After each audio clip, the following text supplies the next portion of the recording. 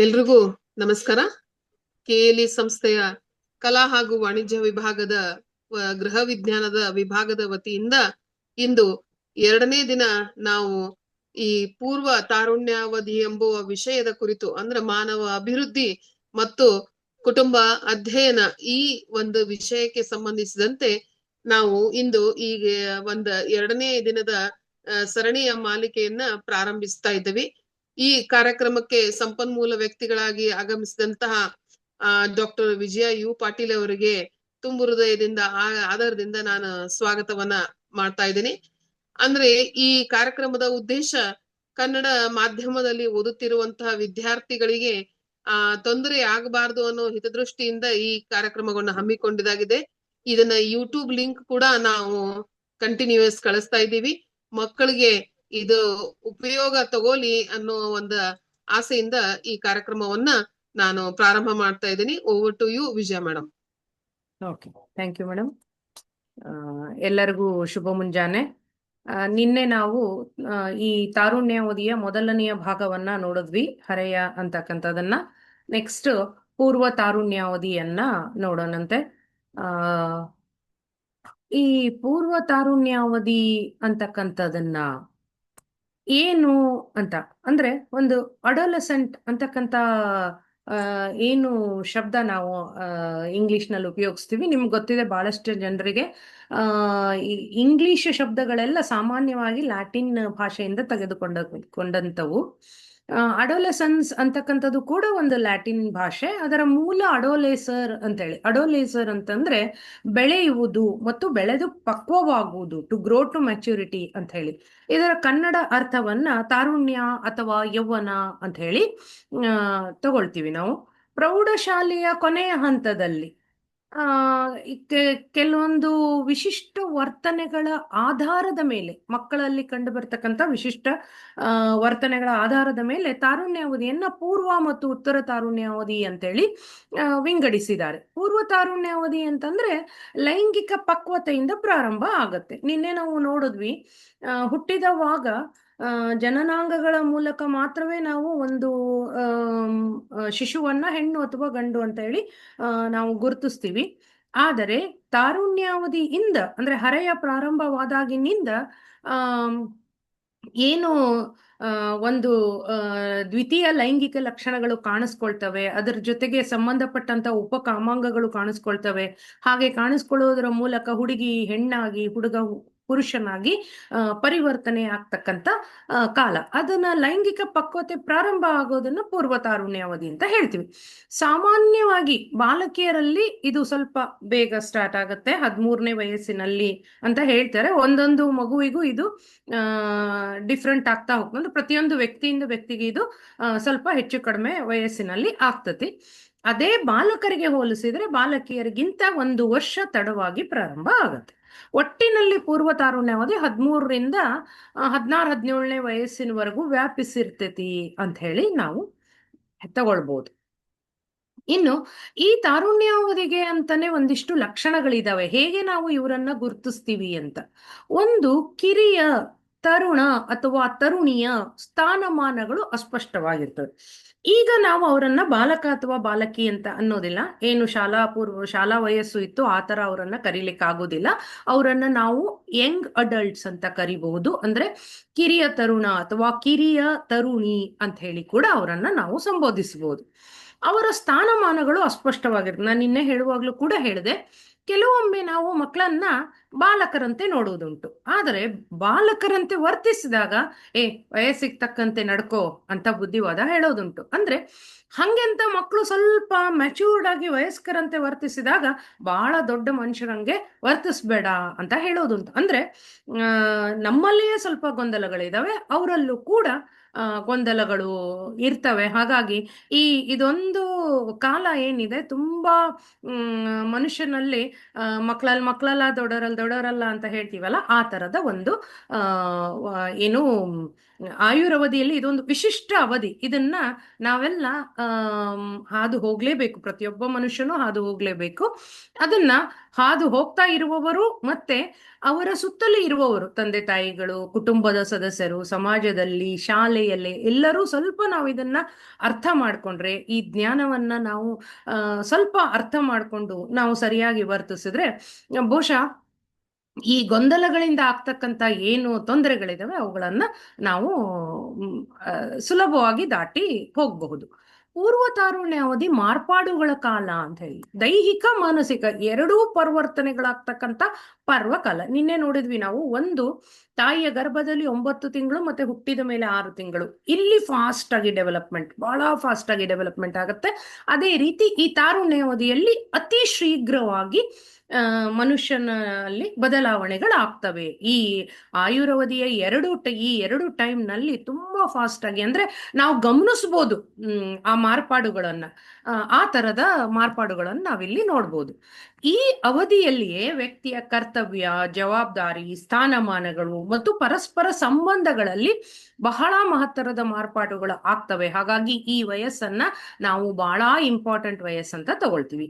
ಇದು ಅತ್ಯಧಿಕ ಸಂವೇಗಗಳ ಕಾಲ. ಸಂವೇಗಗಳು ಅಂದ್ರೆ ನಮ್ಮ ಭಾವನೆಗಳು, ನಮ್ಮ ಅಳು, ನಗು, ಸಿಟ್ಟು, ಅದು ಇದು ಆ ತರದೇನು ಇದಾವೆ ಎಲ್ಲ ಭಾವನೆಗಳು. ಈ ವಯಸ್ಸಿನಲ್ಲಿ ಮಾನಸಿಕ ಅಸ್ಥಿರತೆ ಅತ್ಯಧಿಕವಾಗಿರುತ್ತೆ. ಅವರು ತಮ್ಮಲ್ಲಿ ಆಗ್ತಕ್ಕಂಥ ದೈಹಿಕ ಏನು ಬದಲಾವಣೆಗಳಿದಾವೆ ಅವುಗಳಿಗೆ ಹೊಂದಿಕೊಳ್ಬೇಕು. ಹಾಗಾಗಿ ಅವರಲ್ಲೇ ಸ್ವಲ್ಪ ಗೊಂದಲಗಳು ಇರ್ತವೆ. ಮತ್ತೆ ಹೊರಗಿನಿಂದ ನಾವು ನಡ್ಕೊಳ್ಳೋದು ಅಂದ್ರೆ ದೊಡ್ಡವರು ನಡ್ಕೊಳ್ಳೋದು ಕೂಡ ಗೊಂದಲಮಯ ಆಗಿರೋದ್ರಿಂದ ಇಲ್ಲಿ ಮಾನಸಿಕ ಅಸ್ಥಿರತೆ ಸ್ವಲ್ಪ ಜಾಸ್ತಿಯಾಗಿ ಕಾಣುತ್ತೆ. ಕೆಲವೊಂದ್ಸಲಿ ಅಳುವಿನಿಂದ ನಗುವಿಗೆ, ಆತ್ಮವಿಶ್ವಾಸದಿಂದ ಆತ್ಮ ನಿಂದನೆಗೆ, ಸ್ವಾರ್ಥದಿಂದ ಪರೋಪಕಾರಕ್ಕೆ, ಮತ್ತೆ ಉತ್ಸಾಹದಿಂದ ನಿರುತ್ಸಾಹಕ್ಕೆ ಬಹಳ ಫಾಸ್ಟ್ ಆಗಿ ಅವರು ಏನು ಶಿಫ್ಟ್ ಆಗ್ಬಿಡ್ತಾರೆ. ಅಂದ್ರೆ ಯಾವಾಗ ಅವರು ಸಡನ್ ಆಗಿ ಖುಷಿ ಆಗ್ತಾರೆ, ಯಾವಾಗ ಅವರು ಸಡನ್ ಆಗಿ ಡಲ್ ಆಗ್ಬಿಡ್ತಾರೆ ಅನ್ನೋದನ್ನ ನಮ್ಗೆ ಕಂಡುಕೊಳ್ಳೋದು ಸ್ವಲ್ಪ ಕಷ್ಟ ಆಗುತ್ತೆ. ಮತ್ತೆ ಇಲ್ಲಿ ಅನೇಕ ಸಮಸ್ಯೆಗಳು, ಅಂದ್ರೆ ಮನೋವಿಜ್ಞಾನಿಗಳ ಪ್ರಕಾರ ಯಾವ ವಯಸ್ಸಿನಲ್ಲೂ ಕಾಣದಷ್ಟು ಸಮಸ್ಯೆಗಳು ಕಿರಿಯ ತರುಣ ಅಥವಾ ತರುಣಿಯನ್ನ ಕಾಡ್ತವೆ. ಒಂದು ರೂಪಕ್ಕೆ ಸಂಬಂಧ, ಇಷ್ಟು ದಿನಗಳವರೆಗೂ ಅವರಿಗೆ ತಾವು ಹೆಂಗ್ ಕಾಣಿಸ್ತೀವಿ ಅನ್ನೋದ್ರ ಬಗ್ಗೆ ಅಷ್ಟೊಂದು ಏನು ಇದು ಇರೋದಿಲ್ಲ. ಯಾಕಂದ್ರೆ 5 ವರ್ಷದ ಮಗುಗೆ ತುಂಬಾ ಚೆನ್ನಾಗಿ ಅಲಂಕಾರ ಮಾಡುವುದು ನಾವು ನೋಡಕ್ಕೋಸ್ಕರ, ದೊಡ್ಡವರು ನೋಡಕ್ಕೋಸ್ಕರ. ಬಟ್ ಈ ಟೈಮಿನಲ್ಲಿ ಅವರಿಗೆ ಅವರದೊಂದು ಏನು ತಾನು ಹೆಂಗ್ ಕಾಣ್ಬೇಕು ಅನ್ನೋದು ಒಂದು ಭಾವನೆ ಇಲ್ಲಿಂದ ಮೂಡಕ್ ಶುರುವಾಗತ್ತೆ. ಆಮೇಲೆ ಆರೋಗ್ಯಕ್ಕೆ ಸಂಬಂಧಿಸಿದಂತೆ, ಅವರ ಕೂದಲಿನ ಬೆಳವಣಿಗೆಗೆ ಸಂಬಂಧಿಸಿದಂತೆ, ಚರ್ಮದ ಬಣ್ಣಕ್ಕೆ ಸಂಬಂಧಿಸಿದಂತೆ ಬಹಳಷ್ಟು ವಿಷಯಗಳನ್ನ ಅವರು ಇಲ್ಲಿ ಏನು ಯೋಚನೆ ಮಾಡಕ್ಕೆ ಶುರು ಮಾಡ್ತಾರೆ.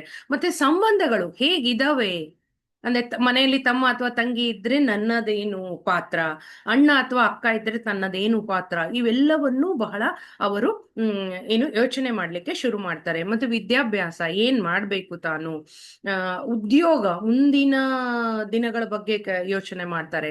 ಮತ್ತೆ ನೈತಿಕ ವರ್ತನೆ, ಯಾವುದು ಸರಿಯಾದ ವರ್ತನೆ ಸಮಾಜದಲ್ಲಿ ಅನ್ನೋದನ್ನ ಅವರು ಯೋಚನೆ ಮಾಡ್ತಾರೆ. ಮತ್ತೆ ಮನೆಯ ಆರ್ಥಿಕ ಪರಿಸ್ಥಿತಿ ಬಗ್ಗೆ, ಅಷ್ಟು ದಿನಗಳವರೆಗೂ ಏನು ಅದಕ್ಕಿಂತ ಸಣ್ಣ ಮಕ್ಕಳಿದ್ದವಾಗ ಅದನ್ನ ಕೊಡಿಸು ಇದನ್ನ ಕೊಡಿಸು ಅಂತ ಹಠ ಮಾಡದ ಹಾಗೆ ಈ ಟೈಮಿನಲ್ಲಿ ಅವರು ಮಾಡುವುದು ಬಹಳ ಕಡಿಮೆ. ಅಂದ್ರೆ ನಮ್ಮ ಮನೆ ಹೇಗಿದೆ, ನಮ್ಮ ಕುಟುಂಬದ ಪರಿಸ್ಥಿತಿ ಹೇಗಿದೆ, ನಾವು ಯಾರ್ಯಾರಿದೀವಿ ನಮ್ಮ ಕುಟುಂಬದಲ್ಲಿ, ಬೇರೆಯವರಿಗೆ ಹೋಲಿಸಿದರೆ ಹೇಗಿದೆ ಅನ್ನೋದನ್ನ ಅವರು ತುಂಬಾ ಯೋಚನೆಗಳನ್ನ ಅವ್ರು ಮಾಡ್ತಾರೆ. ಹಾಗಾಗಿ ಬಹಳಷ್ಟು ಸಮಸ್ಯೆಗಳು ಅವರನ್ನ ಕಾಡ್ತವೆ. ಅದನ್ನ ಯಾರು ಒತ್ತಾಯ ಮಾಡಿ ಅವ್ರ ಮೇಲೆ ಹೇರ್ತಾರೆ ಅಂತಲ್ಲ, ಆದ್ರೆ ಅವರದನ್ನ ಯೋಚನೆ ಮಾಡ್ಲಿಕ್ಕೆ ಶುರು ಮಾಡ್ತಾರೆ. ಅಂದ್ರೆ ವಯಸ್ಕರಾಗ್ಲಿಕ್ಕೆ ಇದು ಒಂದು ಪ್ರಾರಂಭದ ಕಾಲ. ಮತ್ತೆ ಇದು ಸಂದಿಗ್ಧ ಕಾಲ, ಅಂದ್ರೆ ತಂದೆ ತಾಯಿಯರ ರಕ್ಷಣೆಯಿಂದ ಹೊರಬರುವ ಕಾಲ. ತುಂಬಾ ಚಿಕ್ಕ ಮಕ್ಕಳ ತರ ಅವರನ್ನ ಈ ಟೈಮ್ ನಲ್ಲಿ ನಾವು ಹಿಡಿದಿಡ್ಲಿಕ್ಕೆ ಸಾಧ್ಯ ಆಗೋದಿಲ್ಲ. ಅವರಿಗೆ ತಾವು ದೊಡ್ಡವರಾಗಿದ್ದೀವಿ, ನಾವು ಸ್ವತಂತ್ರರಾಗಿ ಏನು ನಡ್ಕೊಳ್ಬಲ್ವಿಯೋ, ನಾವು ಎಲ್ಲಾದ್ರೂ ಹೋಗ್ಬೇಕು ಅಂದ್ರೆ ಸ್ವಂತ ಹೋಗಿ ಬರಬಲ್ಲೆವು ಅನ್ನುವಂಥದ್ದು ಅವ್ರ ಮನಸ್ಸಿನಲ್ಲಿ ಮೂಡುತ್ತೆ.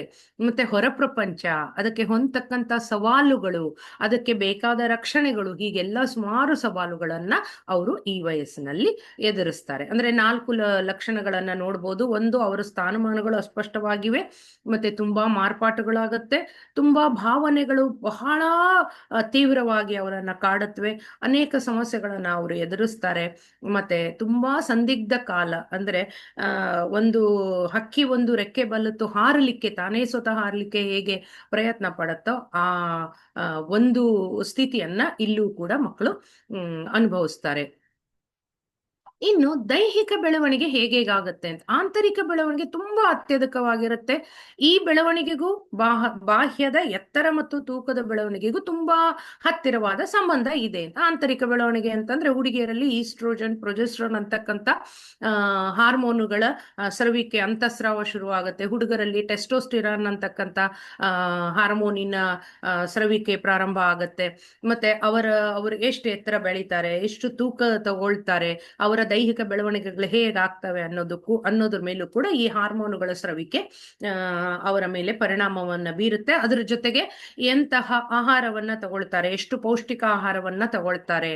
ಸಾಮಾನ್ಯವಾಗಿ ಈ ಟೈಮ್ನಲ್ಲಿ ಮಕ್ಕಳು ಸ್ಕೂಲಿಗೆ ಹೋಗ್ತಿರ್ತಾರೆ. ಸ್ಕೂಲಲ್ಲಿ ಎಷ್ಟು ಅವರು ಮಧ್ಯಾಹ್ನದ ಊಟವನ್ನ ಹೇಗ್ ಮಾಡ್ತಾರೆ, ಯಾಕೆ ಮಧ್ಯಾಹ್ನದ ಊಟದ ಕಾರ್ಯಕ್ರಮಗಳು ಸರ್ಕಾರದಿಂದ ಪ್ರಾರಂಭ ಆಗ್ತಾವಂದ್ರೆ ಇದೇ ಕಾರಣಕ್ಕೆ. ಅತ್ಯಂತ ಚಟುವಟಿಕೆಯಿಂದ ಇರ್ತಕ್ಕಂಥ ದಿನದ ಟೈಮು. ಕೆಲವೊಂದ್ಸಲಿ ಬೆಳಗ್ಗೆ ಅವರು ಏನು ಬ್ರೇಕ್ಫಾಸ್ಟ್ ಅನ್ನ, ತಿಂಡಿಯನ್ನ ಸ್ಕಿಪ್ ಮಾಡಿಬಿಡ್ಬೋದು. ಆ ತರ ಸುಮಾರಷ್ಟು ಏನು ಸವಾಲುಗಳನ್ನು ಅವರು ಎದುರಿಸ್ತಾ ಹೋಗ್ತಾರೆ. ಆಮೇಲೆ ಹರೆಯದಲ್ಲಿ ಲಿಂಗ ಗ್ರಂಥಿಗಳ ಚಟುವಟಿಕೆಗಳು ಅಧಿಕ ಆಗೋದ್ರಿಂದ, ಅಂದ್ರೆ ದ್ವಿತೀಯ ಲೈಂಗಿಕ ಚಟುವಟಿಕೆಗಳು ಬೆಳವಣಿಗೆಗಳು ಸ್ಟಾರ್ಟ್ ಆಗೋದ್ರಿಂದ ಅಂತಸ್ರಾವ ಗ್ರಂಥಿಗಳ ಕಾರ್ಯವಿಧಾನದಲ್ಲಿ ತಾತ್ಕಾಲಿಕ ಅಸಮತೆ, ಅಂದ್ರೆ ಎಲ್ಲರಲ್ಲೂ ಒಂದೇ ರೀತಿಯಲ್ಲಿ ಈ ಹಾರ್ಮೋನುಗಳ ಸ್ರವಿಕೆ ಆಗ್ಬೇಕು ಅಂತ ಇಲ್ಲ. ಕೆಲವೊಬ್ಬರಲ್ಲಿ ಒಂದೊಂದು ಟೈಮ್ನಲ್ಲಿ ಸ್ಟಾರ್ಟ್ ಆಗತ್ತೆ. ಕೆಲವೊಂದ್ಸಲಿ ಅಂತಸ್ರಾವಗಳ ಸ್ರವಿಕೆಯಲ್ಲೂ ಕೂಡ ಹೆಚ್ಚು ಕಡಿಮೆ ಆಗಬಹುದು. ಮತ್ತೆ ಮಾಂಸಖಂಡಗಳ ಬೆಳವಣಿಗೆ ಅಧಿಕ ಆದಂತೆ ಅವುಗಳ ಶಕ್ತಿಯೂ ಅಧಿಕ ಆಗತ್ತೆ. ಸ್ವಲ್ಪ ದೊಡ್ಡವರ ತರ ಮ್ಯಾಚ್ಯೂರ್ಡ್ ಲುಕ್ ಅವರಿಗೆ ಬರ್ಲಿಕ್ಕೆ ಶುರು ಆಗತ್ತೆ. 12 ರಿಂದ 16 ವರ್ಷಗಳವರೆಗೆ ಬಾಲಕರಲ್ಲಿ ದೈಹಿಕ ಶಕ್ತಿ ಡಬಲ್ ಆಗ್ತತಿ ಅಂತ ಹೇಳ್ತಾರೆ. ಬಾಲಕಿಯರ ಶಕ್ತಿ ವೃದ್ಧಿಯ ಸ್ವರೂಪ ಬಾಲಕರಿಗಿಂತ ಭಿನ್ನವಾಗಿರುತ್ತದೆ. ಇಲ್ಲಿ ಹೆಣ್ಣಿನ ದೇಹದ ಬದಲಾವಣೆ ಮತ್ತು ಪುರುಷನ ದೇಹದ ಬದಲಾವಣೆಗಳಲ್ಲಿ ನಾವು ವ್ಯತ್ಯಾಸವನ್ನ ಕಾಣಬಹುದು. ಹರೆಯದ ಬದಲಾವಣೆಗಳು ಸಂಪೂರ್ಣವಾದ ನಂತರ ಅವರ ಆರೋಗ್ಯ ತುಂಬಾ ಚೆನ್ನಾಗಿ ಉತ್ತಮ ಆಗ್ಲಿಕ್ಕೆ ಶುರು ಮಾಡುತ್ತೆ. ಅದಕ್ಕೆ ನಾವು ಅತ್ಯಂತ ತೀವ್ರ ಬೆಳವಣಿಗೆ ಕಾಲ ಇದಾಗಿರೋದ್ರಿಂದ ಅವರು ಏನು ಆಹಾರವನ್ನು ಸೇವಿಸ್ತಾರೆ ಅನ್ನೋದ್ರ ಮೇಲೂ ಕೂಡ ನಾವು ಗಮನ ಹರಿಸ್ಬೇಕಾಗತ್ತೆ. ಇನ್ನು ನೆಕ್ಸ್ಟ್ ಸಂವೇಗಾತ್ಮಕ ಬೆಳವಣಿಗೆ ಅಂದ್ರೆ ಇವರಲ್ಲಿ ಏನು ಭಾವನೆಗಳ ಬೆಳವಣಿಗೆ ಏನಿದೆ ಅದು ಹೇಗೆ ಆಗತ್ತೆ ಅನ್ನೋದು. ಈ ಅವಧಿಯಲ್ಲಿ ದೇಹ ಮತ್ತು ಗ್ರಂಥಿಗಳಲ್ಲಿ ಮಹತ್ತರ ಮಾರ್ಪಾಟುಗಳಾಗುವುದರಿಂದ ಸಂವೇಗಗಳು, ಭಾವನೆಗಳು, ಎಮೋಷನ್ಸು ತುಂಬಾ ಜಾಸ್ತಿ ಇರ್ತವೆ. ಎಷ್ಟು ಫಾಸ್ಟ್ ಆಗಿ ಅವರಲ್ಲಿ ಚೇಂಜ್ ಆಗ್ತವೆ ಅನ್ನೋದೇ ನಮ್ಗೆ ಗೊತ್ತಾಗುದಿಲ್ಲ. ತುಂಬಾ ಅತಿ ಮುಖ್ಯವಾಗಿ ಕಾಣ್ತಕ್ಕಂಥ ಸಂವೇಗಗಳು ಅಂದ್ರೆ ಕೋಪ. ಸಡನ್ ಆಗಿ ಸಿಟ್ಟು ಬಂದ್ಬಿಡುತ್ತೆ ಅವರಿಗೆ. ಸಡನ್ ಆಗಿ ಯಾವುದೋ ವಿಷಯಕ್ಕೆ ಅವರು ಹೆದರ್ತಾರೆ ಕೂಡ. ಮತ್ತೆ ಕೆಲವೊಂದ್ಸಲಿ ಅವರ ಭಯಕ್ಕೆ ಕಾರಣಗಳು ಕೂಡ ಸರಿಯಾಗಿ ಇರುವುದಿಲ್ಲ. ಆಮೇಲೆ ಚಿಂತೆ ಮಾಡ್ತಾರೆ ವಿನಾಕಾರಣ. ಕೆಲವೊಂದರಲ್ಲಿ ಅವರು ಚಿಂತೆಗಳನ್ನ ಮಾಡ್ತಾರೆ. ಆಮೇಲೆ ಅವ್ರಿಗೆ ಗೊತ್ತಿಲ್ದಂಗೆ ಬೇರೆಯವ್ರ ಬಗ್ಗೆ ಮಾತ್ಸರ್ಯ ಭಾವನೆಯನ್ನ ಬೆಳೆಸ್ಕೊಳ್ತಾರೆ. ಮತ್ತೆ ತುಂಬಾ ಪೀಕ್ ಅಂದ್ರೆ ತುಂಬಾ ಗರಿಷ್ಠ ಮಟ್ಟದಲ್ಲಿ ಸಂತೋಷವನ್ನ ಅನುಭವಿಸ್ತಾರೆ. ತುಂಬಾ ಕುತೂಹಲದಿಂದ ವಿಷಯಗಳನ್ನ ತಿಳ್ಕೊಳ್ಳಿಕ್ಕೆ ಇಷ್ಟಪಡ್ತಾರೆ. ಇವೆಲ್ಲವನ್ನ ತುಂಬಾ ಅಂದ್ರೆ ಸಂವೇಗಗಳು ಬೇರೆ ಟೈಮಲ್ಲಿ ಇರೋದಿಲ್ಲ ಅಂತಲ್ಲ, ಆದ್ರೆ ಈ ಟೈಮ್ನಲ್ಲಿ ಸ್ವಲ್ಪ ಗರಿಷ್ಠ ಮಟ್ಟದಲ್ಲಿ ಇರ್ತವೆ.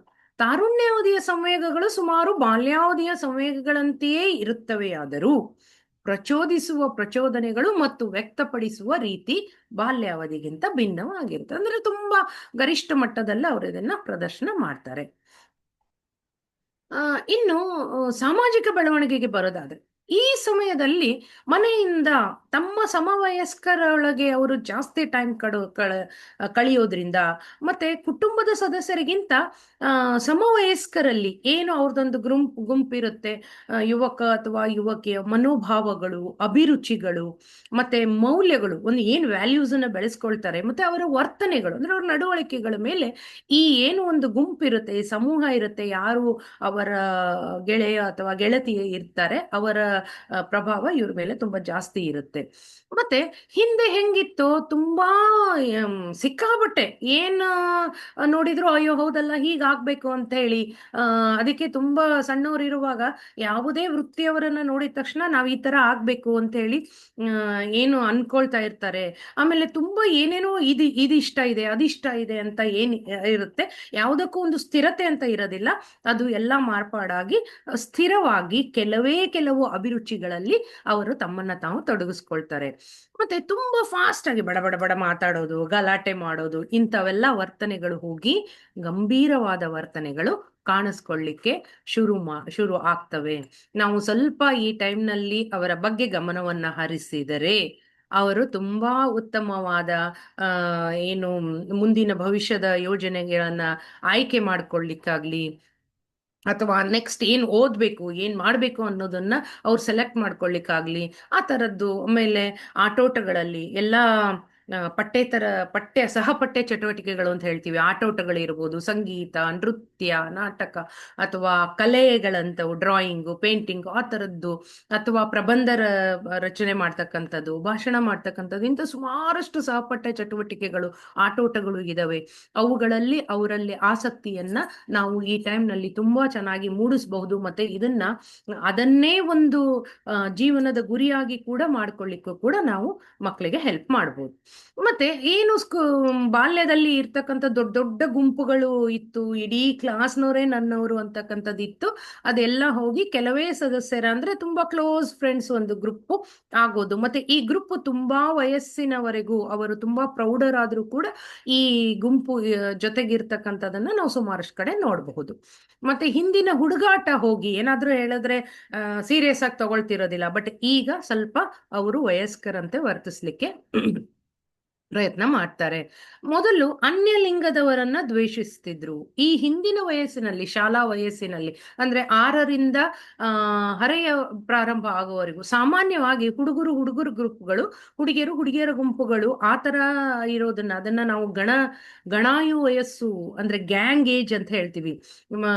ಆವಾಗ ಹುಡುಗಿಯರು ಗ್ರೂಪ್ ಆಗೋದು ಬಹಳ ಕಡಿಮೆ. ಬಟ್ ಈಗ ಅವರಲ್ಲಿ ಲೈಂಗಿಕ ಆಸಕ್ತಿ ಮೂಡ್ತಾ ಹೋದ ಹಾಗೆ ಬೇರೆ ಲಿಂಗದವರಲ್ಲಿ ಅಂದ್ರೆ ಹುಡುಗಿಯರು ಹುಡುಗರಲ್ಲಿ ಆಸಕ್ತಿನ ವಹಿಸ್ತಕ್ಕಂಥದ್ದು ತುಂಬಾ ಸಾಮಾನ್ಯವಾಗಿ ನಾವು ಇಲ್ಲಿ ಗಮನಿಸಬಹುದು. ಮತ್ತೆ ಗಣ ಜೀವನ ಅಂದ್ರೆ ಗ್ಯಾಂಗ್ ಏಜ್ ಅಂತ ನಾವೇನ್ ಹೇಳ್ತೀವಿ, ಅದು ಮಾಯವಾಗ್ತಾ ಹೋಗಿ ಹೊಸ ಸಾಮಾಜಿಕ ಸಮೂಹಗಳು, ಅಂದ್ರೆ ತುಂಬಾ ಕ್ಲೋಸ್ ಫ್ರೆಂಡ್ಸ್ ಒಂದು ಗ್ರೂಪು, ಅದರೊಳಗೆ ಒಂದು ಒಳ ಗ್ರೂಪು, ಅದು ಇಬ್ಬರೇ ಕ್ಲೋಸ್ ಫ್ರೆಂಡ್ಸು, ಮತ್ತೆ ಒಂದು ವ್ಯವಸ್ಥಿತ ಗ್ರೂಪು, ಅಂದ್ರೆ ಯಾವುದೋ ಒಂದು ಆಸಕ್ತಿ, ಕ್ರಿಕೆಟ್ ಅಲ್ಲಿ ಆಸಕ್ತಿ ಇರೋರು ಒಂದ್ ಕಡೆ, ನೃತ್ಯದಲ್ಲಿ ಆಸಕ್ತಿ ಇರೋರು ಒಂದ್ ಕಡೆ, ಈ ತರ ಗುಂಪುಗಳು. ಕೆಲವೊಂದ್ಸಲಿ ಅದರದ್ದು ಉಲ್ಟಾನೂ ಆಗ್ಬಿಡ್ಬೋದು, ಅವ್ಯವಸ್ಥಿತ ಗುಂಪು. ಎಷ್ಟೋ ಸಲಿ ತಮ್ಗಿನ ತುಂಬಾ ವಯಸ್ಸಲ್ಲಿ ದೊಡ್ಡವ್ರ ಜೊತೆ ಗುಂಪಲ್ಲಿ ಸೇರ್ಕೊಂಡ್ ಬಿಡೋದು, ಕೆಲವೊಂದ್ಸಲಿ ಮುಂದೆ ದುರ್ನಡತೆಗಳಿಗೂ ಕೂಡ ಕಾರಣ ಆಗ್ಬೋದು. ಮತ್ತೆ ಅವುಗಳನ್ನ ನಾವು ಸಾಮಾನ್ಯವಾಗಿ ಪಟಾಲಂಗಳು ಅಂತೀವಿ. ಅಂದ್ರೆ ಸಮಾಜವನ್ನ ಆದಷ್ಟು ಅದರ ನಿಯಮಗಳನ್ನ ವಿರೋಧಿಸ್ತಕ್ಕಂತ ನಡವಳಿಕೆಯನ್ನ ಕೂಡ ಪ್ರದರ್ಶನ ಮಾಡೋದನ್ನ ನಾವಿಲ್ಲಿ ನೋಡಬಹುದು. ಮತ್ತೆ ನೀತಿ ವಿಕಾಸ ಹೇಗಾಗತ್ತೆ, ಮಾರಲ್ ಡೆವಲಪ್ಮೆಂಟ್ ತುಂಬಾ ನೀಟಾಗಿ ನಾವಿಲ್ಲಿ ಅವರಲ್ಲಿ ನೈತಿಕ ವರ್ತನೆಗಳನ್ನ ತರಬಹುದು. ಸಮಾಜ ತನ್ನಿಂದ ಏನು ನಿರೀಕ್ಷೆ ಮಾಡುತ್ತೆ, ಅದನ್ನ ಪೂರೈಸ್ಲಿಕ್ಕೆ ಏನೇನು ಅಗತ್ಯ ಇದೆ ಅದನ್ನ ಕಲೀಲಿಕ್ಕೆ ಮಕ್ಕಳು ಪ್ರಯತ್ನ ಪಡ್ತಾರೆ. ಮತ್ತೆ ನೀತಿ ಬೋಧನೆಯನ್ನ ಏನೇ ಹೇಳಿದ್ರು, ಸಣ್ಣ ಮಕ್ಳು ಇರುವಾಗ ಮಾರಲ್ ಆಫ್ ದ ಸ್ಟೋರಿ ಅಂತ ಒಂದು ಹೇಳ್ತಿದ್ವಲ್ಲ, ಕಥೆಯ ನೀತಿ ಅಂತ ಹೇಳಿ, ಆ ತರ ನಾವಿಲ್ಲಿ ಅವರನ್ನ ಒಪ್ಪಿಸ್ಲಿಕ್ಕೆ ಆಗೋದಿಲ್ಲ. ಅದು ಯಾಕೆ ಏನು ಅಂತ ವಿವರಿಸಿದ್ರೆ ತುಂಬಾ ಚೆನ್ನಾಗಿ ಅವರಲ್ಲಿ ನೈತಿಕ ಏನು ಶಿಕ್ಷಣವನ್ನ ನಾವು ಕೊಡಬಹುದು. ಮತ್ತೆ ಸುಳ್ಳಿನ ಬಗ್ಗೆ ಅವರ ಮನೋಭಾವ ಬದಲಾಗ್ತಾ ಹೋಗುತ್ತೆ. ಆತ್ಮಸಾಕ್ಷಿಯ ವಿಕಾಸ ಆಗತ್ತೆ. ಯಾರಿಗೆ ಗೊತ್ತಿದೆಯೋ ಇಲ್ಲೋ, ನನ್ನ ಆತ್ಮಕ್ಕೆ ಗೊತ್ತಿದೆ ಅಂತ ನಾವು ಹೇಳ್ತೀವಲ್ಲ ದೊಡ್ಡವರಾದ್ಮೇಲೆ, ಆ ತರದ್ದು ಒಂದು ಅಂದ್ರೆ ಅವರು ತಮ್ಮೊಳಗಡೆ ಏನ್ ಹೇಳುತ್ತೆ, ಇನ್ನರ್ ಕಾನ್ಶಿಯಸ್ ಅಂತ ಹೇಳ್ತೀವಿ ನಾವು, ಅಥವಾ ನಮ್ಮ ಒಳಗಡೆ ಇರ್ತಕ್ಕಂತ ಒಬ್ಬ ಆರಕ್ಷಕ ಅಂತ ಹೇಳ್ತೀವಿ ನಮ್ಮ ಆತ್ಮಸಾಕ್ಷಿಗೆ, ಅಂದ್ರೆ ಇದು ತಪ್ಪು ಅನ್ನೋದು ಕೂಡ ಅವರಿಗೆ ಅರಿವಾಗ್ತಾ ಹೋಗುತ್ತೆ. ಮತ್ತೆ ನೀತಿ ನಿಯಮಗಳನ್ನ ಅವರು ರೂಢಿ ಮಾಡಿಕೊಂಡು ತಮ್ಮ ನೈತಿಕ ವರ್ತನೆಗಳ ಮಟ್ಟವನ್ನ ಹೆಚ್ಚಿಸ್ಕೊಳ್ಳಿಕ್ಕೆ ನೋಡ್ತಾರೆ. ಏನಾದ್ರೂ ರೂಲ್ಸ್ ಇದ್ರೆ ಹೌದಲ್ಲ ಇದನ್ನ ನಾನು ಪಾಲಿಸ್ಬೇಕು ಅನ್ನೋದನ್ನ ಅವರು ರೂಢಿ ಮಾಡ್ಕೊಳ್ತಾ ಹೋಗ್ತಾರೆ. ಆದ್ರೆ ತರುಣರಿಗೆ ಅಥವಾ ತರುಣಿಯರಿಗೆ ಶಿಸ್ತು ಬೇಕು. ಆದ್ರೆ ಬಾಲ್ಯಾವಧಿಯಲ್ಲಿ ಕಲಿಸಿದಂತಲ್ಲ. ಅದೇ ಹೇಳ್ತೀವಲ್ಲ ನಾವು, 12 ವರ್ಷ ಆದ್ಮೇಲೆ ಮಕ್ಕಳನ್ನ ಸ್ನೇಹಿತರಂತೆ ಕಂಡು ಅವರನ್ನ ತಿದ್ದಬೇಕಾಗತ್ತೆ ಅಂತ. ಅದಕ್ಕಿಂತ ಮೊದಲು ಶಾಲಾ ಅವಧಿಯಲ್ಲಿ ನಾವು ಅವರನ್ನ ಆ ಒಂದೆರಡು ಪೆಟ್ಟು ಕೊಟ್ಟು ಅವರಿಗೆ ಶಿಸ್ತನ್ನ ಕಲಿಸ್ಬೋದು. ಆದ್ರೆ ಈ ಟೈಮ್ನಲ್ಲಿ ಆ ರೀತಿ ಮಾಡಕ್ಕಾಗೋದಿಲ್ಲ. ತಾವು ಏನ್ ಮಾಡ್ಬೇಕು ಅಂತ ಹಿರಿಯರು ಏನು ನಿರೀಕ್ಷೆ ಮಾಡ್ತಾರಲ್ಲ, ನಾವೀಗ ಏನಾದ್ರೂ ಅವ್ರ ಕಡೆಯಿಂದ ನಿರೀಕ್ಷೆ ಮಾಡ್ತೀವಿ ಅಂದ್ರೆ, ಹೀಗೀಗಲ್ಲ ಹೀಗೀಗೆ ಅಂತ ಹೇಳಿ ಸರಿಯಾದ ಕಾರಣವನ್ನ ಕೊಟ್ಟು ನಾವು ಸರಿಯಾದ ಮಾರ್ಗದರ್ಶನ ಕೊಟ್ರೆ ನಾವು ಒಬ್ಬ ಒಳ್ಳೆಯ ನಾಗರಿಕನನ್ನ, ವಯಸ್ಕನನ್ನ ಇಲ್ಲಿ ತಯಾರು ಮಾಡ್ಕೊಳ್ಬಹುದು. ಮತ್ತೆ ಅವರು ಯಾವುದನ್ನ ನಂಬುತ್ತಾರೋ ಅದನ್ನ ಆಚರಿಸ್ತಾರೆ. ಅದಕ್ಕೆ ಆ ಯಾರು ಬಹಳ ಅವರ ಜೊತೆಗೆ ಕ್ಲೋಸ್ ಆಗಿ ಇರ್ತಾರೆ ಅದು ಕೂಡ ಇಲ್ಲಿ ಕೌಂಟ್ ಆಗತ್ತೆ. ಮತ್ತೆ ಈ ಟೈಮಿನಲ್ಲಿ ನಮಗೆ ಒಂದು ಸವಾಲಿದೆ, ಅದು ದುರ್ನಡತೆಗಳು. ಅಂದ್ರೆ ನಾವು ಒಪ್ಪಲಾರದಂಥದ್ದು ಅಥವಾ ಸಾಮಾಜಿಕವಾಗಿ ಒಪ್ಕೊಳ್ಳಾರದಂತ ನಡತೆಗಳನ್ನ ಅವರು ಪ್ರದರ್ಶನ ಮಾಡ್ತಾರೆ. ಕೆಲವೊಂದ್ಸಲಿ ಉದ್ದೇಶಪೂರ್ವಕವಾಗಿ ನಿಯಮಗಳನ್ನ ಉಲ್ಲಂಘಿಸ್ತಾರೆ. ಅದಕ್ಕೆ ನಾವು ದುರ್ನಡತೆ ಅಥವಾ ತುಂಟತನ ಅಂತ ಹೇಳಿ ಹೇಳ್ಕೊಳ್ಬಹುದು. ಕೆಲವೊಂದ್ಸಲಿ ಆ ಏನು ನಿಯಮ ಮಾಡಿರ್ತಾರೆ ಅದನ್ನ ಬೇಕಂತ ಆ, ಏನು ಅದನ್ನ ಪಾಲಿಸದೇ ಇರೋದು. ಯಾಕೆ ಅಂದ್ರೆ ಶಾಲೆಲಾಗ್ಲಿ ಮನೇಲಾಗ್ಲಿ ಎಲ್ಲರಿಗೂ ಒಂದೇ ರೀತಿಯಾಗಿರ್ತಕ್ಕಂಥ ಕೆಲವೊಂದಿಷ್ಟು ನಿಯಮಗಳಿರ್ತವೆ. ಹಾಗಾಗಿ ಆ ಅದನ್ನ ವಿರೋಧಿಸಿದಾಗ ಆ ದುರ್ನಡತೆಗಳು ಕೂಡ ಒಂದೇ ಸಮಾನವಾಗಿ ಕಾಣಿಸ್ತವೆ. ಉದಾಹರಣೆಗೆ ಟೈ ಹಾಕೊಂಡ್ ಬರ್ಬೇಕು ಅಂತ ಇರುತ್ತೆ ಅನ್ಕೊಳ್ಳಿ, ಟೈ ಹಾಕೊಳ್ಳದೆ ಅದನ್ನ ತೆಗೆದು ಕಿಶೆಲಿ ಇಟ್ಕೊಂಡು ಬರೋದು. ಟೀಚರ್ ಕೇಳಿ ಯಾಕೆ ಟೈ ಹಾಕೊಂಡಿಲ್ಲ ಅಂದ್ರೆ ಅವಾಗ ಕಿಶದಿಂದ ತೆಗೆದು ಹಾಕೊಳ್ಳೋದು. ಪ್ರೇಯರಿಗೆ ಲೇಟ್ ಆಗಿ ಬರೋದು, ಅಥವಾ ಕ್ಲಾಸ್ ನಡೀತಿರುವಾಗ ಮಾತಾಡೋದು, ಸುಮಾರಷ್ಟು ಇಂಥವು. ಅಥವಾ ಸುಳ್ಳು ದೂರುಗಳನ್ನ ಕೊಡೋದು, ಇವ್ನಂಗ್ ಮಾಡ್ದ ಅವಳಂಗ್ ಮಾಡಿದ್ಲು ಅಂತ ಹೇಳೋದು. ಇಂಥವುಗಳನ್ನ ನಾವು ಇಲ್ಲಿ ಗಮನಿಸ್ಬೋದು. ಈ ನಡತೆಗಳ ಆವೃತ್ತಿ ಮತ್ತು ಗಂಭೀರತೆ ಪೂರ್ವ ತಾರುಣ್ಯಾವಧಿ ಅಂದ್ರೆ 14ನೇ ವಯಸ್ಸಿನಲ್ಲಿ ತುತ್ತ ತುದಿಯನ್ನ ಮುಟ್ಟುತ್ತೆ ಅಂತ ಹೇಳ್ತಾರೆ. ಅಂದ್ರೆ ಆ ಟೈಮಲ್ಲಿ ಸ್ವಲ್ಪ ನಾವು ಅವರನ್ನ ಸಮಾಧಾನದಿಂದ ಮಾರ್ಗದರ್ಶನ ಕೊಟ್ಕೊಂಡು ಅವರನ್ನ ಒಂದು ಒಳ್ಳೆಯ ನೈತಿಕ ವರ್ತನೆಯನ್ನ ಅವರಲ್ಲಿ ತರಬಹುದು. ಅದನ್ನ ಬಿಟ್ರೆ ಸ್ವಲ್ಪ ದೊಡ್ಡವರಾಗ್ತಾ ಹೋದ ಹಾಗೆ ಸಮಾಜದ ನಿಯಮಗಳಿಗೆ ಹೊಂದಿಕೊಳ್ಳತಕ್ಕಂತ ವರ್ತನೆಗಳನ್ನ ಅವರು ತಾವಾಗೆ ಪ್ರದರ್ಶನ ಮಾಡ್ತಾರೆ. ಇನ್ನು ಶಾಲೆಯಲ್ಲಿ ತೋರ್ತಕ್ಕಂತ ದುರ್ನಡತೆಗಳು, ಯಾಕಂದ್ರೆ ಮನೆಯಲ್ಲಿ ಕೆಲವೊಂದು ಇಷ್ಟು ಜನರ ಜವಾಬ್ದಾರಿ ಆದ್ರೆ ಶಾಲೆಯಲ್ಲಿ ಶಿಕ್ಷಕರ ಜವಾಬ್ದಾರಿ ಕೂಡ ಆಗತ್ತೆ ಇವರನ್ನ ಎದುರಿಸೋದು. ಕೆಲವೊಂದ್ಸಲಿ ಶಾಲೆಗೆ ಸಿದ್ಧವಾಗದೆ ಬರೋದು, ಆಮೇಲೆ ಟೀಚರ್ ಅಲ್ಲಿ ಪಾಠ ಮಾಡ್ತಿರ್ತಾರೆ, ಇಲ್ಲಿ ಸಣ್ಣಗೆ ಏನಾದ್ರು ಪಿಸು ಪಿಸು ಅಂತ ಮಾತಾಡೋದು, ಅಥವಾ ಸಹಪಾಠಿಗಳನ್ನ ಹೆದರ್ಸೋದು. ಯಾವುದೋ ಫಿಲ್ಮೋ ಯಾವುದೋ ಇದನ್ನೋ ನೋಡಿರ್ತಾರೆ, ಅದನ್ನ ನೋಡಿ ಹೆದರ್ಸೋದು, ಅಥವಾ ತೊಂದರೆ ಪಡಿಸೋದು, ಅಥವಾ ಯಾರ್ದೋ ಕಂಪಾಸ್ ಬಾಕ್ಸ್ ಎತ್ತಿ ಎಲ್ಲಾದ್ರೂ ಇಟ್ಬಿಡೋದು, ಬುಕ್ ಎತ್ತಿ ಎಲ್ಲಾದ್ರೂ ಇಟ್ಬಿಡೋದು. ಈ ತರದ್ದು ಸಾಮಾನ್ಯವಾಗಿ ಎಲ್ಲರೂ ಈ ಹಂತಗಳನ್ನ ನಾವು ಹಾದೇ ಬಂದಿರ್ತೀವಿ. ಬಹಳ ತೊಂದರೆ ಆಗತ್ತೆ ಅಂತ ಅಲ್ಲ, ಕೆಲವೊಂದ್ಸಲಿ ನಾವು ಇದನ್ನ ಗಮನಿಸದೆ ಹೋದ್ರೆ ಕೆಲವೊಂದ್ಸಲಿ ಜೀವಹಾನಿ ಆಗ್ತಕ್ಕಂಥದ್ದು ಕೂಡ ನಾವು ಕಾಣಬಹುದು. ಅದಕ್ಕೆ ಮಕ್ಕಳ ಮೇಲೆ ಯಾವಾಗಲೂ ಶಾಲೆಯಲ್ಲಾಗಲಿ ಮನೆಯಲ್ಲಾಗಲಿ ಅವರ ವರ್ತನೆಯಲ್ಲಿ ಸ್ವಲ್ಪ ಸ್ವಲ್ಪ ಬದಲಾವಣೆಗಳಾದರೂ ಕೂಡ ನಾವು ಗಮನ ಇಡಬೇಕಾಗತ್ತೆ. ಇನ್ನು ಕೆಲವೊಂದ್ಸಲಿ ತುಂಬಾ ಹೆಚ್ಚಿನ ದುರ್ನಡತೆಯನ್ನ ಅವರು ಪ್ರದರ್ಶನ ಮಾಡ್ತಾರೆ. ಶಾಲೆ ಆವರಣದಲ್ಲಿ ಧೂಮಪಾನ ಮಾಡೋದು ಅಥವಾ ಮದ್ಯಪಾನ ಮಾಡೋದು. ಅವ್ರಿಗಾಗೆ ಅದ್ರ ಬಗ್ಗೆ ಏನೂ ಗೊತ್ತಿಲ್ಲ ಅಂದ್ರು ಯಾರೋ ಅವರನ್ನ, ಅಥವಾ ಅವರದೇ ಒಂದು ಆಪ್ತ ಗ್ರೂಪಿನಲ್ಲಿ ತುಂಬಾ ದೊಡ್ಡವರ ಜೊತೆ ಅವರು ಸ್ನೇಹವನ್ನ ಮಾಡಿದವಾಗ, ಅಥವಾ ಶಾಲೆಯ ಆಸ್ತಿ ಪಾಸ್ತಿಗಳನ್ನ ನಾಶಪಡಿಸೋದು, ಈವನ್ ಡೆಸ್ಕ್ ಮೇಲೆ ಬರೆಯೋದು, ಡೆಸ್ಕ್ ಮುರಿಯೋದು, ಬೋರ್ಡ್ ಮೇಲೆ ಏನಾದ್ರೂ ಟೀಚರ್ ಬರೋಗಿನ ಮೊದಲು ಬರೆದಿಡೋದು. ಈ ತರ ನಾವು ಫಿಲ್ಮ್ಗಳಲ್ಲೆಲ್ಲ ಅದನ್ನ ಏನು ಹಾಸ್ಯ ಒಂದು ದೃಶ್ಯವನ್ನಾಗಿ ತೋರಿಸ್ತಾರೆ, ಹೌದು. ಆದರೆ ಕೆಲವೊಂದ್ಸಲಿ ಅದು ಅತಿರೇಕಕ್ಕೆ ಹೋಗುವುದು ಉಂಟು. ಕೆಲವೊಂದ್ಸಲಿ ಶಾಲಾ ಚಟುವಟಿಕೆಗಳಲ್ಲಿ ಅದು ತೊಂದರೆ ಮಾಡೋದು ಕೂಡ ಉಂಟು. ಕೆಲವೊಂದ್ಸಲಿ ಸ್ಕೂಲಿಗೆ ಹೋಗ್ತೀವಿ ಅಂತ ಮನೇಲಿ ಹೇಳಿ ಶಾಲೆಗೆ ಗೈರಾಜರಾಗುವುದು ಕೂಡ ಉಂಟು.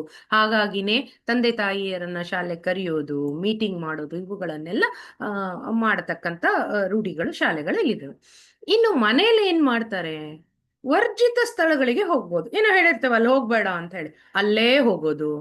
ಆಮೇಲೆ ತಂದೆ ತಾಯಿಗಳೇ ಅವ್ರ ಜೊತೆ ತುಂಬಾ ಜಾಸ್ತಿ ಸ್ನೇಹ ಮಾಡ್ಬೇಡ ಅಂದ್ರೆ ಅವ್ರ ಜೊತೆನೇ ಹೋಗೋದು. ಮತ್ತೆ 6 ಗಂಟೆ ಸಂಜೆ ಕತ್ಲಾಗತ್ತೆ ಅಷ್ಟರೊಳಗಡೆ ಮನೆಗೆ ಬಂದ್ಬಿಡ್ಬೇಕು ಅಂದ್ರೆ 6 ಗಂಟೆ ದಾಟಸೇ ಮನೆಗೆ ಬರೋದು. ಏನಾರು ಹೇಳೋದ್ರೆ ಏನಮ್ಮ ನಾ ದೊಡ್ಡವನಾಗಿನೀಗ, ನಾ ದೊಡ್ಡವಳಾಗಿನೀಗ ಅಂತೇಳಿ ಹೇಳೋದು. ಮತ್ತೆ ಒಡ ಹುಟ್ಟಿದವರನ್ನ ಬೈಯೋದು. ಸಾಮಾನ್ಯವಾಗಿ ಸಣ್ಣ ಮಕ್ಳಿದ್ರೆ ಅವರನ್ನ ಆ ಜೋರಾಗಿ ಬೈಯೋದು, ಅಂದ್ರೆ ತಾನು ಭಾರಿ ದೊಡ್ಡವನು, ತಾನು ಅವರನ್ನ ಅವರಿಗೆ ಶಿಸ್ತನ್ನ ಹೇಳ್ಕೊಡ್ಬೋದು ಅನ್ನೋ ತರ ವರ್ತಿಸೋದು. ಆಮೇಲೆ ಕೆಲವೊಂದ್ಸಲಿ ಮನೆ ಬಿಟ್ಟು ಓಡು, ಯಾರಿಗೋ ಯಾವುದಕ್ಕೋ ಏನಕ್ಕೋ ಬೈದಿ ಇರ್ತಾರೆ, ಹೋಗ್ಬಿಡೋದು, ಮನೆ ಬಿಟ್ಟು ಹೋಗ್ಬಿಡೋದು. ತುಂಬಾ ತೊಂದರೆ ಕೊಡೋದು ಮನೆಯಲ್ಲಿ. ಅಯ್ಯೋ ಎಲ್ಲಿ ಹೋದ್ನಪ್ಪ ಅಂತ ಹೇಳಿ ಅವ್ರು ಹುಡುಕೋದು ಮಾಡೋದು, ಆಮೇಲೆ ವಾಪಸ್ ಬೈಯೋದು, ಈ ತರದೆಲ್ಲ ಸ್ವಲ್ಪ ದುರ್ನಡತೆಗಳನ್ನ ನಾವು ನೋಡ್ಬೋದು. ಸಾಮಾನ್ಯವಾಗಿ ಇಂಥ ದುರ್ನಡತೆಗಳನ್ನ ಬಾಲಕಿಯರಿಗಿಂತ ಬಾಲಕರು ಹೆಚ್ಚಾಗಿ ತೋರಿಸ್ತಾರೆ ಅಂತೇಳಿ. ಬಹುಶಃ ನಾವು ಹುಡುಗರನ್ನ ಹುಡುಗಿಯರನ್ನ ಬೆಳೆಸುವುದರಲ್ಲಿ ವ್ಯತ್ಯಾಸ ಇರುವುದು ನಮ್ಮ ಸಂಸ್ಕೃತಿ, ನಮ್ಮ ಸಂಪ್ರದಾಯದಲ್ಲಿ ಇರ್ತಕ್ಕಂಥದ್ದು ಕೂಡ ಅದಕ್ಕೆ ಕಾರಣ ಆಗಬಹುದು. ಕೆಲವೊಂದ್ಸಲಿ ಹುಡುಗಿಯರಿಗೆ ಬಹಳಷ್ಟು ರಿಸ್ಟ್ರಿಕ್ಷನ್, ಸ್ವಲ್ಪ ದೊಡ್ಡವರಾಗಕ್ಕೆ ಶುರುವಾಗಿದ್ದೆ ಬಹಳಷ್ಟು ರಿಸ್ಟ್ರಿಕ್ಷನ್ಸ್ಗಳನ್ನ ನಾವು ಹಾಕ್ತಿವಿ. ಹುಡುಗರು ಅಂದ್ರೆ ಪರವಾಗಿಲ್ಲ, ಅವ್ರ ಹೊರಗೆ ಓಡಾಡ್ಬೋದು ಅನ್ನೋ ತರ ನಾವುಗಳು ಕೂಡ. ಮತ್ತೆ ಮನೆಯ ಕೆಲಸಗಳನ್ನ ಹುಡುಗಿಯರು ಕಲ್ತ್ಕೋಬೇಕು, ಹುಡುಗರು ಹೊರಗಿನ ಕೆಲಸಗಳನ್ನ ಕಲ್ತ್ಕೋಬೇಕು ಅಂತ ನಮ್ಮ ಸಂಸ್ಕೃತಿ. ಈಗ ಬಿಡಿ, ಈಗ ಹುಡುಗರು ಹುಡುಗಿಯರು ಎಲ್ಲ ಒಂದೇ ತರ ಆಗೋಗಿದ್ದಾರೆ. ಈಗ ಹಾಗೆ ನೋಡಿದ್ರೆ ಹುಡುಗಿಯರು ಇನ್ನೂ ಹೆಚ್ಚಿನ ಹೊರಗಿನ ಜವಾಬ್ದಾರಿಗಳನ್ನ ವಹಿಸ್ಕೊಳ್ತಾ ಇದ್ದಾರೆ. ಬಟ್ ಆದ್ರೆ ನಮ್ಮ ಹಿಂದಿನಿಂದ ಬಂದ ಇದರಲ್ಲಿ ಸಾಮಾನ್ಯವಾಗಿ ನಮ್ಮ ಉತ್ತರ ಕರ್ನಾಟಕದ ಕಡೆ ಒಂದು ಇದೆ, ಹುಡುಗರು ಕಸ್ಮರ್ಗಿನ ಮುಟ್ಟಬಾರ್ದು ಅಂತ, ಪೊರ್ಕೆನ ಮುಟ್ಟಬಾರ್ದು ಅಂತ ಹೇಳಿ. ಹಾಗಾಗಿ ಹುಡುಗರು ಕಸ ಹೊಡೆಯೋ ಪ್ರಶ್ನೆ ಇಲ್ಲ, ಹುಡುಗಿಯರೇ ಕಸ ಹೊಡಿಬೇಕು ಮನೆಯಲ್ಲಿ ಅಂತ. ಆ ತರದ್ದು ಕೆಲವೊಂದಿಷ್ಟು ನಂಬಿಕೆಗಳು ನಾವು ಸಣ್ಣವರಿದ್ದಾಗ, ಈಗ ಬಿಡಿ, ಈಗ ಹೆಚ್ಚು ನಾವು ಅದನ್ನ ಕಾಣೋದಿಲ್ಲ. ಆದರೆ ಈ ಏನು ಸ್ವಲ್ಪ ನಮ್ಮ ನಮ್ಮ ಏನು ವರ್ತನೆಗಳಲ್ಲಿ ಅಥವಾ ನಾವು ಅವರಿಂದ ನಿರೀಕ್ಷೆ ಮಾಡೋದರಲ್ಲಿ ಸ್ವಲ್ಪ ವ್ಯತ್ಯಾಸಗಳಾಗ್ತವಲ್ಲ, ಹಾಗಾಗಿ ಬಾಲಕರು ಸ್ವಲ್ಪ ದುರ್ನಡತೆಗಳನ್ನ ಜಾಸ್ತಿ ತೋರ್ತಾರೆ ಅಂತ ಹೇಳಿ ಹೇಳ್ಬೋದು. ಹಂಗಂತೇಳಿ ಹುಡುಗಿಯರು ತುಂಟತನ ಮಾಡುವುದಿಲ್ಲ ಅಂತ ಹೇಳಿ ಹೇಳಲಿಕ್ಕೆ ಆಗೋದಿಲ್ಲ. ಮತ್ತೆ ಇನ್ನೊಂದು ಹುಡುಗರ ಬಗ್ಗೆ ಏನು ಅಂತಂದ್ರೆ, ಅವರಿಗೆ ಹರೆಯ ಪ್ರಾಯ ಬಂದ ಹಾಗೆ ತಾವು ಆ ತರ ಮಾಡೋದು ಪುರುಷನ ಲಕ್ಷಣ, ಗಂಡಸಿನ ಲಕ್ಷಣ. ನಾನಿನ್ನು ದೊಡ್ಡವನಾಗ್ಬಿಟ್ಟೆ, ನಾ ಗಂಡಸಾಗ್ಬಿಟ್ಟೆ ಅಂತ ಹೇಳಿ ಅದನ್ನ ಪ್ರೂವ್ ಮಾಡ್ಲಿಕ್ಕೂ ಕೂಡ ಕೆಲವೊಂದ್ಸಲಿ ಇಂಥ ನಡತೆಗಳನ್ನ ಅವರು ಅಥವಾ ದುರ್ವರ್ತನೆಗಳನ್ನ ಅಂದ್ರೆ ಸಮಾಜ ಒಪ್ಪದೇ ಇರುವಂತ ವರ್ತನೆಗಳನ್ನ ತೋರಿಸ್ಲಿಕ್ಕೆ ಪ್ರಯತ್ನ ಪಡ್ತಾರೆ. ಇನ್ನು ಇಲ್ಲೊಂದು ನಾವು ತುಂಬಾ ಗಮನ ಇಟ್ಟು ನೋಡ್ಬೇಕು ಅಂತ ಅನ್ನೋದಾದ್ರೆ, ಈ ದುರ್ನಡತೆಗಳು ಕಾನೂನಿನ ಚೌಕಟ್ಟಿನಲ್ಲಿ ಅಪರಾಧ ಅಂತಕ್ಕಂಥ ಕಾರ್ಯಗಳನ್ನ ಮಾಡುವುದರ ತರ ಆಗಬಾರ್ದು. ಇದು ಒಂದನ್ನ ನಾವು ನೋಡ್ಕೋಬೇಕು. ಯಾಕಂದ್ರೆ 18 ವರ್ಷದ ಒಳಗಿನ ಮಕ್ಕಳು ಆ ತರದ್ದನ್ನ ಏನಾದ್ರೂ ಸಮಾಜ ವಿರೋಧಿ ಕ್ರಿಯೆಗಳನ್ನ ಮಾಡಿದ್ರೆ ನಾವು ಅವರನ್ನ ಬಾಲಾಪರಾಧಿಗಳು ಅಂತ ಅನ್ಬೇಕಾಗತ್ತೆ. ಅವರು ನಿಯಮವನ್ನು ಉಲ್ಲಂಘಿಸುವ ಬದಲು ಗೊತ್ತಿಲ್ಲದೇನೆ ಅಥವಾ ಕೆಲವೊಂದು ಸಲ ಯಾರೋ ಹೇಳಿದ್ರು ಅಂತೇಳಿ ಕಾನೂನನ್ನ ಉಲ್ಲಂಘಿಸಿ ಬಿಡ್ತಾರೆ. ಕಾನೂನಿನ ಪ್ರಕಾರ ಏನೋ ಸ್ಕೂಲಿಗೆ ಲೇಟ್ ಆಗಿ ಬಂದು ರೂಲ್ಸು 10 ಗಂಟೆಗೆ ಬರ್ಬೇಕಿತ್ತು, 10 ಗಂಟೆಗೆ ಬರ್ಲಿಲ್ಲ, ಇದು ರೂಲ್ಸ್ ಉಲ್ಲಂಘಿಸುವುದು. ಕೆಲವೊಂದ್ಸಲಿ ಕಾನೂನನ್ನ ಉಲ್ಲಂಘಿಸಿ ಬಿಡ್ತಾರೆ. ಈ ಉಲ್ಲಂಘನೆ ಸಮಾಜ ಸಮ್ಮತವಾದ ನಡತೆಯನ್ನ ಮೀರಿ ಬಿಟ್ರೆ ಅವರನ್ನ ನಾವು ಬಾಲಾಪರಾಧಿಗಳು ಅಂತ ಅನ್ಬೇಕಾಗತ್ತೆ.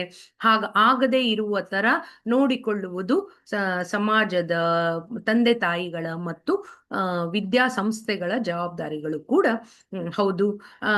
ಈ ಸಮಾಜ ವಿರೋಧಿ ವರ್ತನೆಗಳು ಅಂತ ಅನ್ನುವಾಗ ಯಾವಾಗ ಅವರು ಆ ಲೈನ್ ಅನ್ನ ದಾಟಿ ಕಾನೂನು ಉಲ್ಲಂಘನೆ ಮಾಡ್ಬಿಡ್ತಾರೆ ಅಂತ ಗೊತ್ತಾಗುದಿಲ್ಲ. ಹಾಗಾಗಿ ಅದನ್ನ ಸ್ವಲ್ಪ ಗಮನಿಸ್ಬೇಕಾಗತ್ತೆ. ಕೆಲವೊಂದ್ಸಲಿ ತನಗೆ ತಾನೇ ಹಾನಿ ಉಂಟು ಮಾಡ್ಕೊಳ್ಳೋದು ಅಥವಾ ಇತರರಿಗೆ ಹಾನಿ ಉಂಟು ಮಾಡೋದು, ದಾಂಧಲೆ ಮಾಡೋದು. ಎಲ್ಲೋ ಸ್ಟ್ರೈಕ್ ನಡೀತಾ ಇದೆ, ಯಾರೋ ಕಲ್ ತೂರ್ತಾ ಇದ್ದಾರೆ, ಇವರು ಹೋಗಿ ಕಲ್ ತೂರ್ ಬಿಡೋದು. ಆಮೇಲೆ ಜನರ ಜೊತೆ ದುಂಡಾವರ್ತನೆಯಿಂದ ಮಾತಾಡೋದು, ಅಂದ್ರೆ ತುಂಬಾ ಕೆಟ್ಟ ಭಾಷೆಗಳನ್ನ ಬಳಸಿ ಮಾತಾಡೋದು, ಅಥವಾ ತನಗೆ ತಾನೇ ಹಾನಿ ಮಾಡ್ಕೊಳ್ಳುವುದು, ಅಥವಾ ಬೇರೆಯವರಿಗೆ ಹಾನಿ ಮಾಡ್ಕೊಳ್ಳೋದು. ಕೆಲವೊಂದ್ಸಲಿ ಮಾರಕ ಅಸ್ತ್ರಗಳನ್ನ ಕೂಡ, ಅಂದ್ರೆ ಉಪಯೋಗಿಸಬಾರದಂತ ಅಸ್ತ್ರಗಳನ್ನ ಕೂಡ ಉಪಯೋಗಿಸ್ಕೊಂಡು ಇನ್ನೊಬ್ಬರಿಗೆ ಹಾನಿ ಮಾಡ್ತಕ್ಕಂಥದನ್ನ ಮಾಡದವಾಗ ಅದು ಕಾನೂನಿನ ಉಲ್ಲಂಘನೆ ಆಗತ್ತೆ, ಅದು ಅಪರಾಧ ಅನ್ಸ್ಕೊಳ್ಳುತ್ತೆ. ಇವರು 18 ವರ್ಷದ ಒಳಗಿನವರು ಇರೋದ್ರಿಂದ ಇವರನ್ನ ಬಾಲಾಪರಾಧಿಗಳು ಅಂತ ಹೇಳ್ಬೇಕಾಗುತ್ತೆ. ಕೆಲವೊಂದ್ಸಲಿ ಕಳ್ಳತನದಲ್ಲಿ ಭಾಗಿಯಾಗುವುದು, ದರೋಡೆ ಮಾಡೋದು, ಆಸ್ತಿ ಪಾಸ್ತಿಗಳನ್ನ ನಾಶ ಮಾಡೋದು ಅಥವಾ ದುರುಪಯೋಗ ಪಡಿಸ್ಕೊಳ್ಳೋದು, ಈ ತರದವು ಕೂಡ ಕೆಲವೊಂದ್ಸಲಿ ಅವರಿಗಿಂತ ವಯಸ್ಸಿನಲ್ಲಿ ದೊಡ್ಡವರ ಜೊತೆ ಕೂಡಿದವಾಗ್ಲೂ ಕೂಡ ಅವರು ಕೆಲವೊಂದು ಈ ತರದ ವರ್ತನೆಗಳನ್ನ ತೋರಿಸೋದು ಅಥವಾ ವಯಸ್ಕರು ಇವರನ್ನ ಈ ತರದ ದುರ್ನಡತೆಗಳಿಗೆ ಬಳಸ್ಕೊಳ್ಳೋದು, ಇದು ಕೂಡ ನಮ್ಗೆ ನಡೆಯುತ್ತೆ. ಯಾಕಂದ್ರೆ ಬಾಲಾಪರಾಧಿಗಳಾದರೆ ಅವರಿಗೆ ಕಾನೂನಿನಲ್ಲಿ ಹೆಚ್ಚು ಶಿಕ್ಷೆ ಇಲ್ಲ ಅಂತ ಹೇಳಿ ಈ ತರದ 18 ವರ್ಷದ ಒಳಗಿನವರನ್ನ ಕುಕೃತ್ಯಗಳಿಗೆ ಬಳಸ್ಕೊಳ್ಳೋ ಅಂತವರು ಕೂಡ ವಯಸ್ಕರು ಇರ್ತಾರೆ. ಅದು ಏನಾದ್ರೂ ಆಗ್ತಿದೆಯಾ, ನಮ್ಮ ಮಕ್ಕಳಲ್ಲಿ ಆ ತರದ ವರ್ತನೆಗಳಲ್ಲಿ ಬದಲಾವಣೆಗಳು ಕಾಣ್ತಾ ಇದೆಯಾ, ಇದನ್ನ ಗಮನಿಸ್ತಾ ಇರ್ಬೇಕಾಗುತ್ತೆ. ಮತ್ತೆ ಹದ್ದು ಮೀರಿ ನಡೆಯುವುದು, ಅಧಿಕಾರಿಗಳನ್ನ ಧಿಕ್ಕರಿಸುವುದು. ನಮ್ಗೆ ಗೊತ್ತಿದೆ ಈಗ ಲೈಸೆನ್ಸ್ ಇಲ್ಲ ಅಂತಂದ್ರೆ ಗಾಡಿ ಮೇಲೆ ಹೋಗೋ ಆಗಿಲ್ಲ, ಗಾಡಿ ತಗೊಂಡು ಹೋಗೋ ಆಗಿಲ್ಲ, 2 ವೀಲರ್. ಬಟ್ ಹುಡುಗರು 14-15 ವರ್ಷದವರಾಗಿದ ತಕ್ಷಣ ನನ್ಗೆ ಗಾಡಿ ಓಡ್ಸಕ್ ಬರುತ್ತಲ್ಲ ಅಂತ ತಗೊಂಡ್ ಬರ್ತಾರೆ.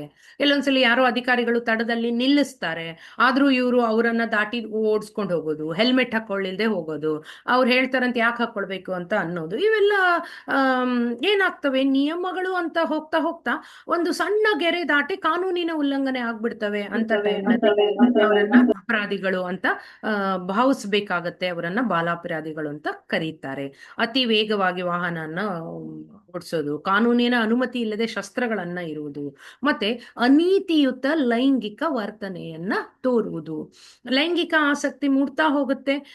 ಅದನ್ನ ಯಾವ್ದ್ಯಾವ್ದೋ, ಈಗಂತೂ ಇಂಟರ್ನೆಟ್ ಇದೆ, ಕೈಲೇ ಫೋನ್ ಇದೆ, ಕೈಲೇ ಜಗತ್ತಿದೆ, ಯಾವ್ದ್ಯಾವ್ದೋ ಮೂಲದಿಂದ ಏನೇನೋ ಅಂದ್ರೆ ವೈಜ್ಞಾನಿಕವಲ್ಲದ ಜ್ಞಾನವನ್ನ ಅವರು, ಅಂದ್ರೆ ಆ ತರದ ಒಂದು ವಿಷಯಗಳನ್ನ ಅವ್ರು ತಿಳ್ಕೊಂಡ್ ಬಿಡ್ತಾರೆ, ಅದನ್ನ ಏನೋ ಮಾಡಕ್ ಹೋಗ್ತಾರೆ.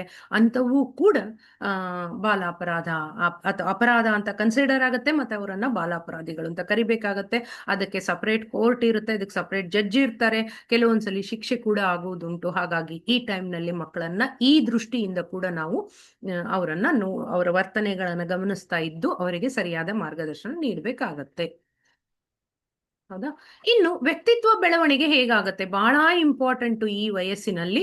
ಇಲ್ಲಿ ಏನು ವ್ಯಕ್ತಿತ್ವ ಬೆಳವಣಿಗೆ ಆಗತ್ತೆ, ಅದು ಮುಂದೆ ಅವರು ಜವಾಬ್ದಾರಿಯುತ ವಯಸ್ಕರಾಗ್ಲಿಕ್ಕೆ ಕಾರಣ ಆಗತ್ತೆ. ಒಂದು ಕುಟುಂಬ ಏನು ತರುಣ ಅಥವಾ ತರುಣಿ ಇದಾವೆ, ಆ ವ್ಯಕ್ತಿತ್ವದ ಗುಣಗಳು